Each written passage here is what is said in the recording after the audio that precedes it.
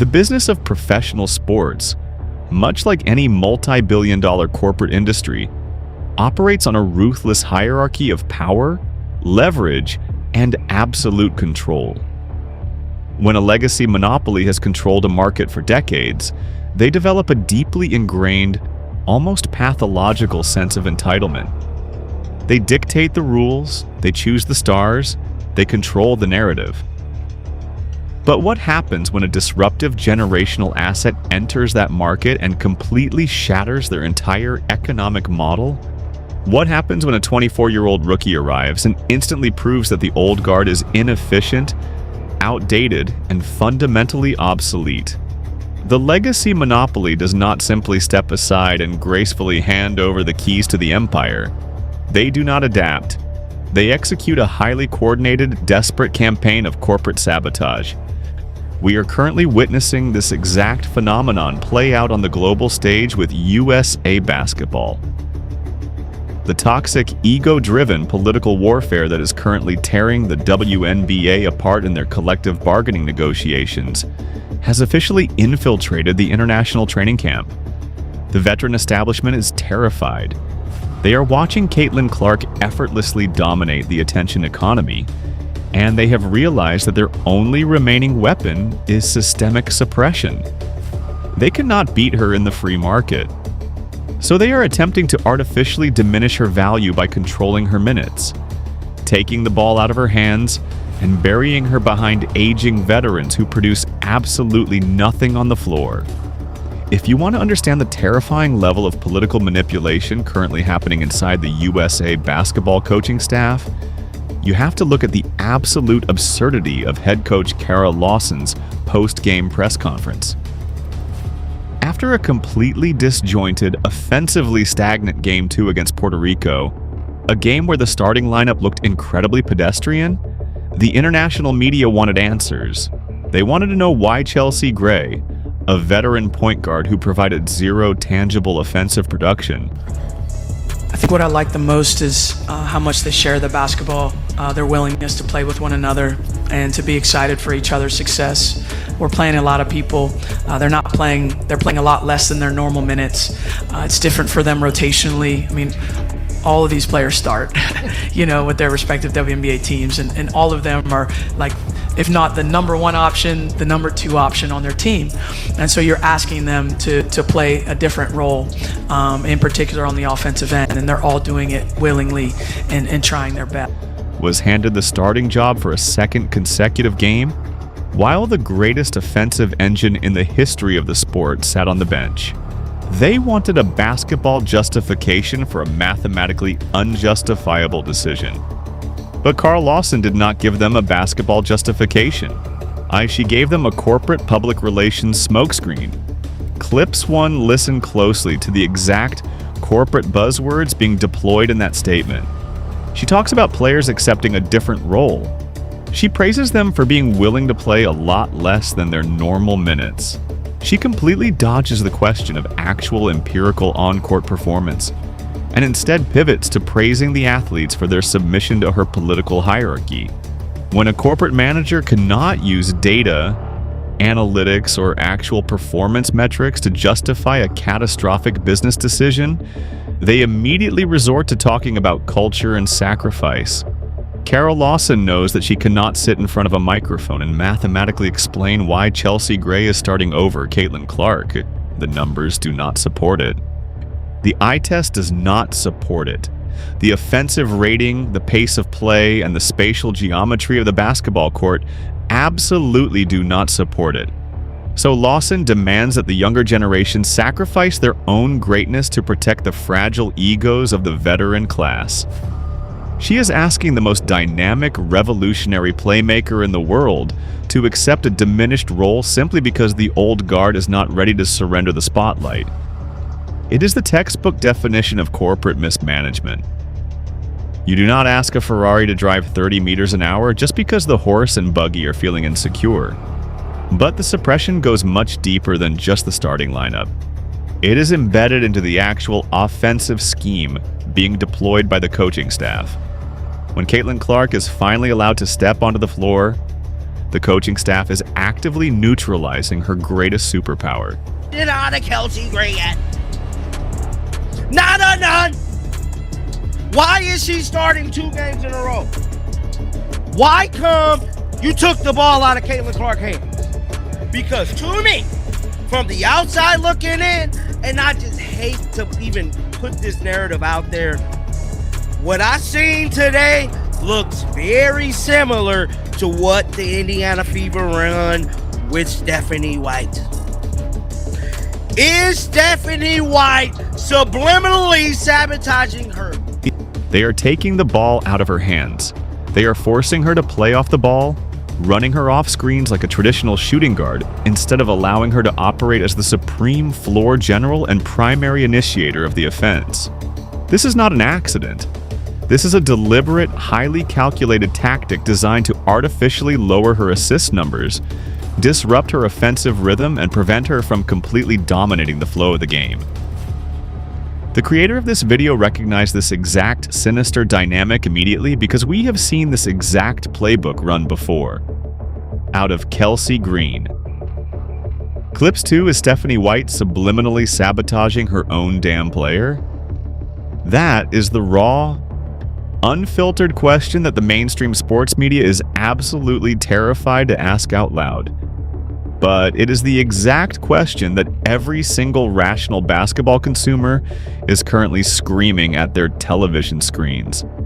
Subliminal sabotage is the most insidious weapon in the corporate arsenal. You do not openly attack the asset. You simply construct an environment where it is mathematically impossible for the asset to succeed at their highest level.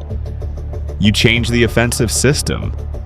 You surround them with players who operate at a fundamentally slower pace. You demand that they defer to veterans who possess a fraction of their talent. And then when their statistical output naturally drops because you have placed a straitjacket on their game, you point to the box score and say, "Look, she isn't as great as you thought she was." The veterans still deserve their maximum contracts. This is exactly what the WNBA establishment attempted to do during Clark's rookie season. And it is exactly what USA basketball is attempting to do right now.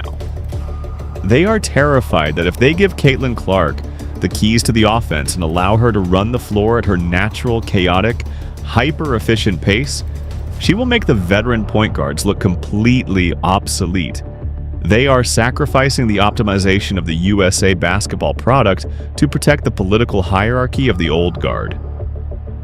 And the most infuriating part of this entire manufactured drama is how the establishment is attempting to prop up alternative narratives to diminish Clark's absolute monopoly on the market. It was systematically put in place for Paige Bueckers to ball out. From what I seen, like they had a game plan to make pay. It was systematically put in place for Paige Bueckers to ball out. This is the secondary layer of the establishment's corporate strategy. If you cannot completely destroy Caitlin Clark, you attempt to manufacture a rival to dilute her market share. Paige Bueckers is a phenomenal basketball player. She is an elite, highly skilled generational talent in her own right. But she is also heavily favored by the veteran establishment because her style of play and her public persona do not fundamentally threaten their cultural control in the exact same way that Clark's gravitational pull does. The establishment desperately wants the public to believe that the future of women's basketball is a shared committee, not an absolute monarchy ruled by number 22. By designing specific offensive packages to elevate Bueckers while simultaneously forcing Clark to play off the ball and defer to aging veterans, the coaching staff is attempting to manipulate the optics of the international stage. They want the casual fan to look at the box score and conclude that the talent gap is narrow. They want to prove that they, the coaches and the executives, are the ones who truly create the stars. But Caitlin Clark is completely immune to their political theater. While the USA basketball coaching staff is playing petty mind games, and while the WNBA veterans are locked in a hotel room in Manhattan, threatening to burn down the 2026 season over an ideological labor dispute, Clark is operating on a completely different intellectual plane. She is not complaining to the media about her minutes. She is not posting passive-aggressive subliminal messages on social media. She is diagnosing the actual structural problems of the basketball game with the cold, calculating precision of a seasoned CEO. When asked about the disjointed performance in Game 2, listen to exactly how Clark responds. And let's listen. I mean, I thought the game was a little clunky. I felt like we probably didn't play our best. I thought Paige played really well, but it felt good. I mean, I obviously probably didn't shoot it as well as I would have liked. I think their zone kind of threw us off. I thought it kind of slowed down our pace a little bit. We didn't get as much in transition, so I think if like another team plays zone, just continue to play with a lot of pace until nothing's. It kind of slowed down our pace a little bit. This is an absolute masterclass in professional maturity and subtle, devastating critique. Clark completely ignores the bait regarding her playing time. She refuses to give the media the dramatic soundbite they are desperately searching for. Instead, she immediately pivots to high-level basketball analytics. She correctly identifies that the Puerto Rican zone defense entirely disrupted the offensive flow, forcing the USA team out of transition and into a slow, half-court grinding style of play. And why did the zone defense work so effectively? Because when you take the ball out of the hands of the greatest zone-breaking playmaker on the planet, and you run your offense through stationary veterans who cannot stretch the floor, you play directly into the hands of the defense. Clark is politely, professionally explaining to the entire world that the coaching staff's tactical game plan was fundamentally flawed. She knows that if they had pushed the pace, played through her in transition, and forced the defense into scramble situations, the zone would have collapsed in the first quarter. She is intellectually lapping the very coaches who are attempting to suppress her. She is proving that she does not just possess superior physical talent. She possesses a superior strategic understanding of the modern game. This brings us to the explosive, undeniable reality that forms the absolute core of this entire conflict. The reality that the WNBA union, the veteran players, and the USA basketball coaching staff simply cannot escape, no matter how hard they try to manipulate the rotations. I am convinced they hate Caitlin Clark. The level of disrespect is at an all-time high. It is not just a basketball rivalry. It is not just a competitive edge. It is a deeply rooted systemic corporate resentment. The veteran establishment hates Caitlin Clark because she proved that their entire previous business model was a failure. For 25 years, the WNBA operated as a charity case, bleeding hundreds of millions of dollars. While the veterans demanded unquestioning respect and deference. Then Clark arrived, completely ignored their unwritten rules, pulled from 35 feet, and instantly generated a $2 billion media empire that the veterans are now desperately trying to claim credit for. Kara Lawson, Chelsea Gray, and the militant wing of the Players Union. Look at Clark, and they do not see a savior. They see a mirror reflecting their own absolute obsolescence. They realize that the millions of fans filling the arenas, buying the merchandise and generating the revenue, do not care about the legacy establishment. The fans only care about the 24-year-old point guard who was just forced to sit on the bench for the first quarter of an international qualifying game. The establishment can try to suppress her. They can start aging veterans. They can run their stagnant and slow-paced offense. They can refuse to answer direct questions from the media, but they cannot stop the free market. The corporate sponsors, the television networks, and the billionaire owners are watching this pathetic display of petty jealousy, and they are taking notes. The WNBA veterans are actively destroying their own leverage, proving to the world that they care more about protecting their fragile egos than actually putting the best possible product on the floor. I want to hear from you. Drop down into the comments right now. Is Kara Lawson intentionally sabotaging the USA basketball offense by forcing Caitlin Clark to play off the ball and defer to less talented veterans? Are the coaches systematically trying to elevate Paige Buchers just to prove that Clark isn't the only star in the game? And will the veteran establishment ever swallow their pride and admit that Caitlin Clark is the absolute, undisputed engine of the sport? Let me know your thoughts down below.